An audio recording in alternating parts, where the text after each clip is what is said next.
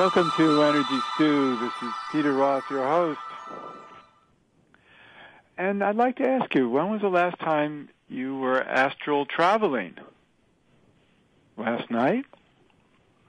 Night before? Actually, very likely. You might, certainly, it's very likely that you don't remember it. We do a lot of this and we don't remember it. It's a different part of who we are. And we go off and come back. And then there are some people actually who know they're going and know they've been there and have had a good time and remember all of it. And we're going to talk to one of those people. And it's quite a journey he's on. It's wonderful to interview astral travelers who actually write books about it. And I have two wonderful books I'm sitting with right now, looking at, that I've read and I really love. And we're going to talk to the author of Dancing on a Stamp, one book, and the other is Dancing Forever with Spirit. And the author is Garnet Schulhauser. Garnet, welcome. Hi, Peter. Thanks for having me on your show. Sure. I'm so glad that you could join us because it's fascinating. You know, these aren't big books. They're easy to read, and yet they're packed with information. So many different experiences you've had with a friend of yours named Albert. Can you tell us a little bit about Albert?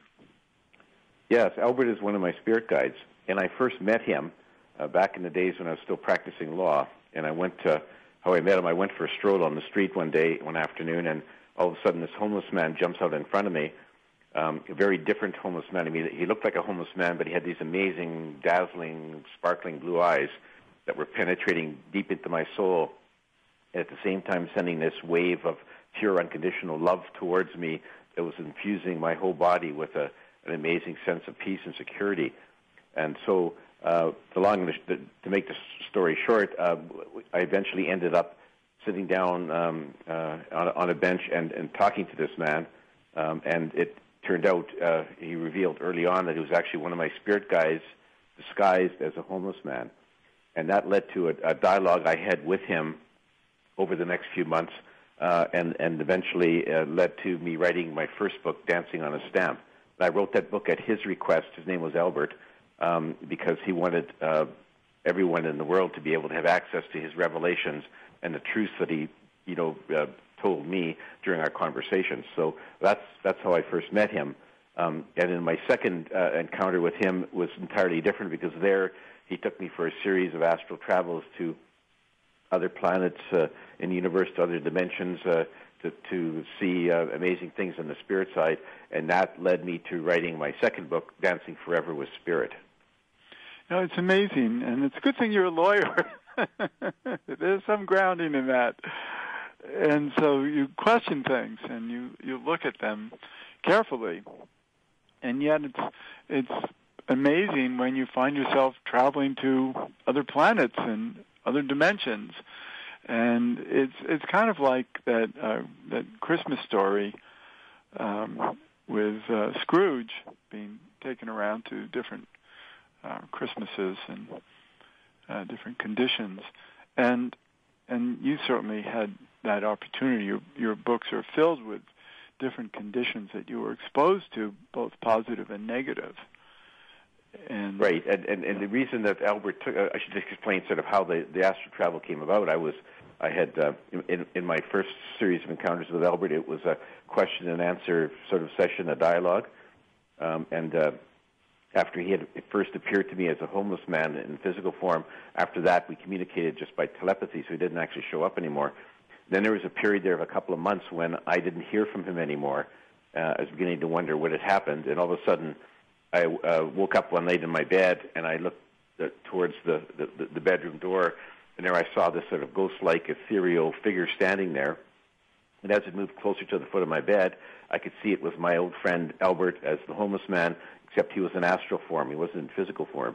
And so he said to me, we're about to start our second set of adventures, and I believe that a picture is worth 1,000 words.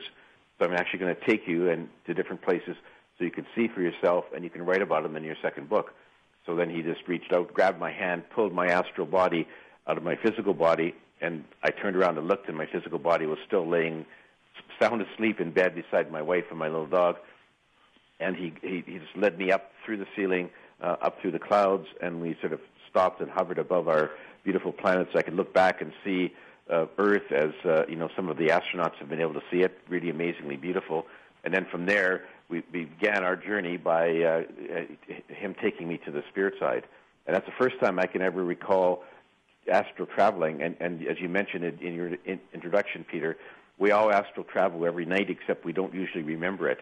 This time I was allowed to remember it, and it was for the purpose of allowing me to write about my adventures in my second book. So really quite a fascinating journey. So many of us would love to have Alberts of our own. And we certainly do have spirit guides. And yet this is a path that you chose, obviously, well, not obviously, but likely before you were born. Maybe you decided to choose it after that. Usually, and you talk about our life plans in the book, that you were taught a lot of this from Albert, how we work with a council of wise ones to come up with an understanding of what growth we need in a future life, and we plan that life. And we also plan what contributions we can make. And perhaps you and Albert got together before you were born and agreed that you would meet this way. Yeah, I did ask Albert about that. He said we did plan this before I was born, before I incarnated, and he said that he and I had several other lives together on Earth before. In this life, he decided that we both decided together that he would be one of my spirit guides, and that at the appropriate point in time, he would appear to me and meet with me, and we'd have a dialogue and a series of astral travels. So it was all planned beforehand. Of course, I don't remember any of that, as none of us remember what's in our life plans particularly. That's by design, so that we otherwise it would be too easy for us on this planet. But Albert did said we had planned it beforehand, and so I'm just sort of playing out the script as it was intended, and I'm glad that I'm in this role, because I really think it's for me as a human being, it's really quite amazing to have met Albert and talked to him and gone on these trips with him. Right. Very, very enlightening. And yet we are born into a template that has opportunities for us. I use the human design system. People use astrology. There are birth cards. There are all different ways of numerology, all different ways of understanding the type of personality we're born into that might encourage us to become astral travelers. Yeah, we do definitely plan out the major aspects of our lives, as you mentioned, and but the thing is, as you know, is that our life plans don't sort of etch our lives in stone, because we have free will when we're here, and we don't remember what we put in our life plan, so we can oftentimes stray off course. So we don't always live our lives exactly as we have planned. In fact, most of the time we don't, just because we have free will. And so, also the conditioning around us can influence that. Oh yeah, absolutely. And there's so many other factors. There's other people who have free will who are interacting with us, our own free will, the conditions on our planet, and there's so many different factors that come into play. So it'd be rare if you actually totally followed your plan and your life plan. You hope to hit the major points, and certainly, like with me, meeting with Albert was a major point, and that all turned out okay. But there's a lot of other things, details in between that aren't always fulfilled. And sometimes with some people, you go way off course, and that's the reason for a lot of the crime and hardship and conflicts in our world, is because some souls just go way off, and they let their negative emotions run amok. And we end up with a sort of in a lot of senses, a violent world in many places. So it's not, it'd be nice if we could all just sort of run through our life plans as we had planned, but then that'll make things too easy. And this is a very difficult school, so right. It's intended to be difficult. But that's the whole idea of this dancing on the stamp, is that so many people don't understand their consciousness or their reality beyond a small stamp. And many other people can dance in a ballroom. And so we have a choice. And I've always said, though, that and Albert talks about that with you in the book, is that we really come here for important lessons, for growth and opportunity. So we really do come here for the struggle, so we can advance our souls through the wisdom of that struggle. But we do come into very limited consciousness. This planet, humanity, and Albert introduced you to beings with much more advanced consciousness than humans. Yeah, we consider ourselves to be very advanced, but compared to some civilizations on other planets, we're not particularly. We do have some advanced technology, but unfortunately our emotional intelligence hasn't kept up, and that's why we still have so many negative emotions on our planet, which results in wars and genocide and murders and so on. And we need to sort of curtail that. And that was one of the main messages that the Council of Wise Ones gave to me when I met with them on the spirit side. Albert took me there to meet with them. And the Council of Wise Ones is this body of very wise, advanced souls whose job it is to oversee the incarnations on Earth, to sort of help us plan. All souls plan their incarnations on Earth so that we can learn the lessons that's appropriate for us. Anyway, this body, they asked Albert to bring me to them as part of my astral travels, and they said that they're very concerned that humans are at an inflection point, a major inflection point, where we could either end up destroying all life on our planet if we misuse our weapons of mass destruction, or we can turn the corner and sort of move up the vibratory ladder to and get to a higher dimension. And so they were very concerned, and they've been trying their best, sending messages through many different channels and many different people, like myself. You're one of them, Peter, whether you know it or not. But the message is being spread by many, many people all over the world, and they've really redoubled their efforts to get that out to humans, and they're really concerned that we don't destroy ourselves like some of the other civilizations that preceded us, like Atlantis and Lemuria. So we're at a very crucial point. And this is why I have my radio show. Exactly. You're one of their messengers, and you're spreading the message just as I am through my books, and everyone has to do their part, and they all appreciate it, and I appreciate what you're doing too, Peter. Well, yeah, we're all working together, and it's wonderful. Now, let's talk about how powerful we actually can be in creating these changes. What does it take?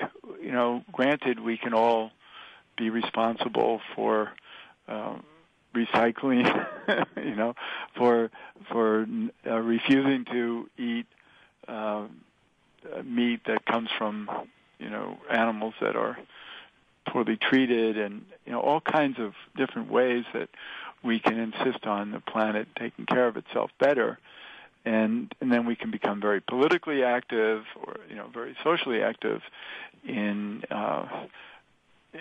carrying the flag for different particular changes that we want, and we all have to do our bit separately and in our own way to do that.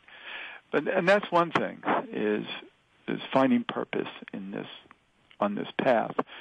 The other is understanding how we can change anything from using consciousness. What is it that we're not able to do at this point because of our limited brain capacity or limited DNA? We really aren't as powerful as we'd like to be. So what do we need to do to hold more power to represent the greater forces of the universe in better ways? Well, we need to focus our thoughts on what we are trying to accomplish, because thoughts are very powerful, as you know, Peter. Those thoughts are really waves of energy that span out when you think them out into the universe. And focused thoughts are way more powerful than just sort of scattered thoughts, just like a laser beam is more powerful than the beam from a flashlight. And there have been a lot of cases in human history where some of the masters have been able to focus their thoughts and tap into the energy of the universe to do what has been termed as miracles. Some of the miracles in the Bible, like Jesus, walking on water and turning water into wine and Moses parting the Red Sea. Those have, those guys were masters incarnated in a human body on earth who learned to focus their thoughts. And that's something that we're all capable of, because you've all heard the story that we only use 10% of our brains. If we learn to use more of them, we too could perform miracles like that. But in the short term, taking the next step, it's really a case of trying to focus our thoughts on what we can do, take baby steps one at a time to make our world a better place. So as you mentioned, making sure that we conduct ourselves in an appropriate manner, not unduly polluting our planet and not being cruel to animals or cruel to each other. That's the first step, so we can lead by example. The next one, of course, is to spread our message to others, to our neighbors, our friends, our family, in your case, to the people who are your listeners, and try to make people aware of the fact that we have to strive to sort of move up the evolutionary ladder before we destroy ourselves, and that's what we need to focus on. And we have to learn to embrace love and compassion and reject our negative emotions, and that's a goal, not easily met, but it's something that we can all achieve if we all pull together. Right, and so the idea is to figure out how to express ourselves in a larger capacity. And I teach intuition, and it's really about generating vibes and wavelengths, brain waves, that we can raise our frequencies to a level of higher consciousness that way. Yeah, that's where we have to go, and unfortunately, there's no magic bullet to get us there. It would be nice if we could, but we have to just sort of struggle with it. We each have to struggle on an individual basis, and then we have to try to help everyone else focus on where we should be going. And the ultimate goal is to increase our vibrations, as you said, Peter, and move up to a higher dimension. And in my second book, I actually describe a visit I had with Albert to Earth in a higher dimension, the new Earth. And there it was just an amazing sort of life, an idyllic civilization there, where there were no negative emotions, no crime, no need for money, nobody needed to have a job. Everything was looked after, and there the people could just pursue their evolution by acquiring wisdom and knowledge. And so it's a great place that we should aspire to go to, but we have to work at it to get there. It just doesn't. Nobody comes and waves a magic wand and says, "Away you go." Well, that's unfortunate. Those are life forms, but we also have the higher dimensions that we're going to go to anyway, where all of that is true. Oh, yes, we will all end up back in the spirit side, and the spirit side, of course, is the highest dimension, and it's even better than the new Earth, because the new Earth is still in a physical plane, just a higher vibration than where we are right now. So we'll all end up at the spirit side, no matter what happens. It's just that we should really try to do our best to help humanity move up the vibration ladder while we're here. But if we fail, when our physical bodies die, we go back to the spirit side, where we can regroup, take a look at what we did, what mistakes we made, and then plan our next incarnation if we so choose. Right, and there's also more growth anytime you choose a lifetime, wherever it is. So we do like to keep choosing lifetimes. Yeah, absolutely, because we sort of have a moral imperative as souls to grow and advance. And nobody's forcing us to do so. We don't have timetables or deadlines, but we all want to do that. It's just something that we feel is right.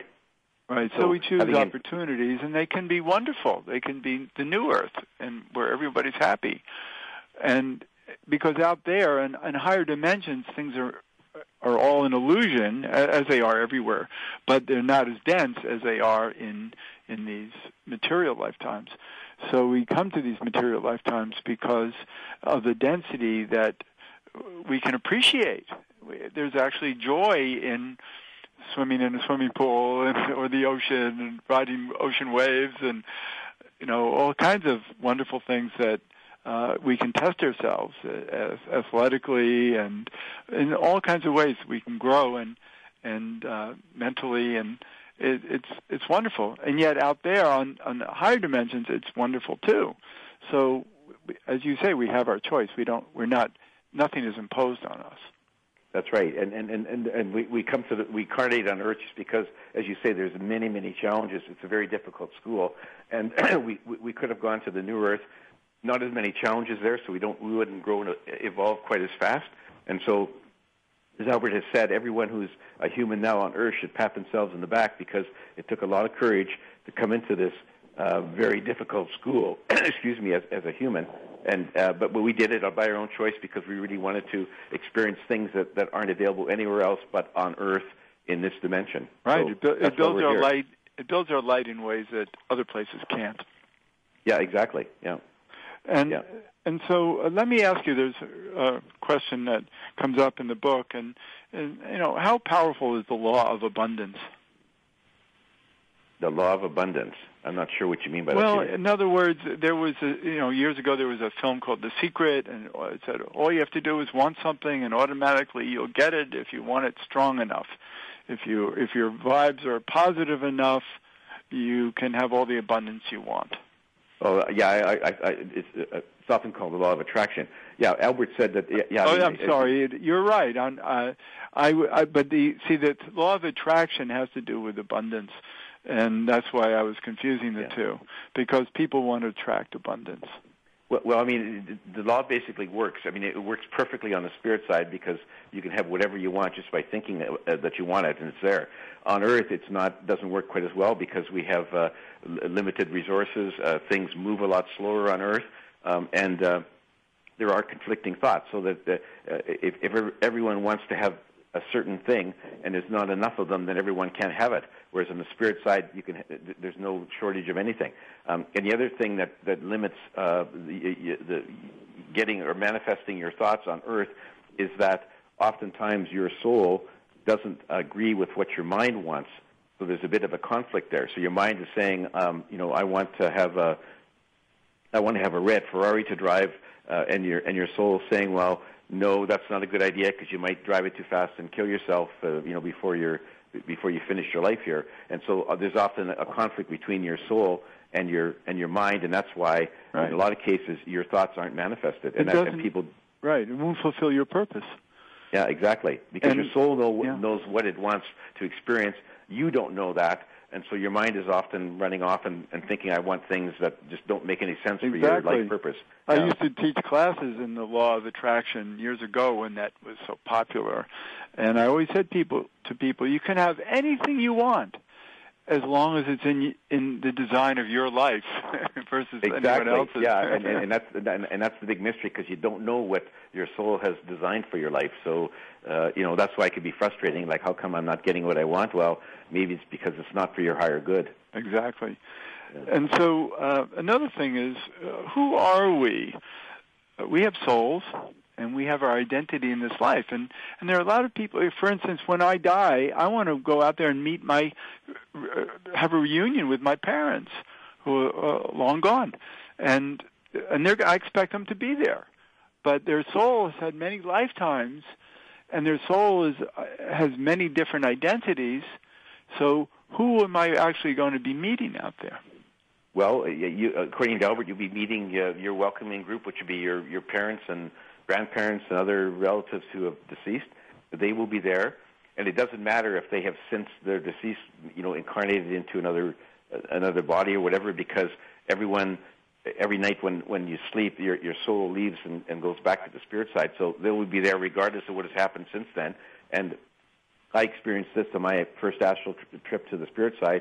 I was greeted there by my mother and father and brother and aunts and uncles and grandparents, and it was a very amazing welcoming party, just pure unconditional love and hugs all around. And it was, and that was just sort of a preview of what will happen when I die and cross over, because they will be there, and they're there for everyone.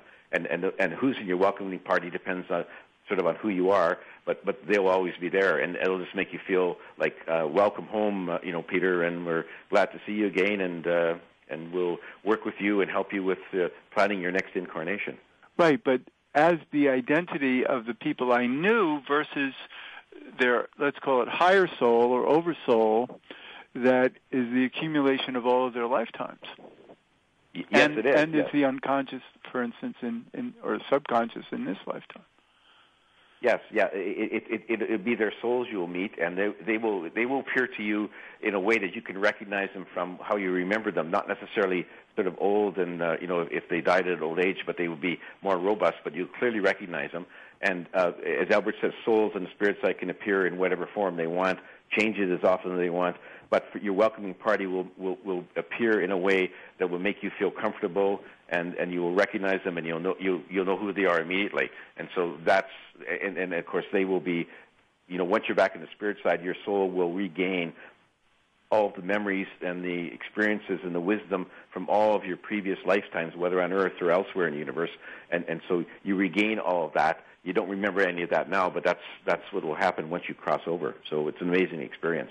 Yeah, but it's wonderful for you to have this opportunity with Albert to travel around and see. You go to the Hall of Records where you can look at these screens and climb into any lifetime and identify the past, and you had the experience of seeing your interactions with people in previous times where you might have not been conscious of how the other person was responding to you, and then you got to see that in perspective.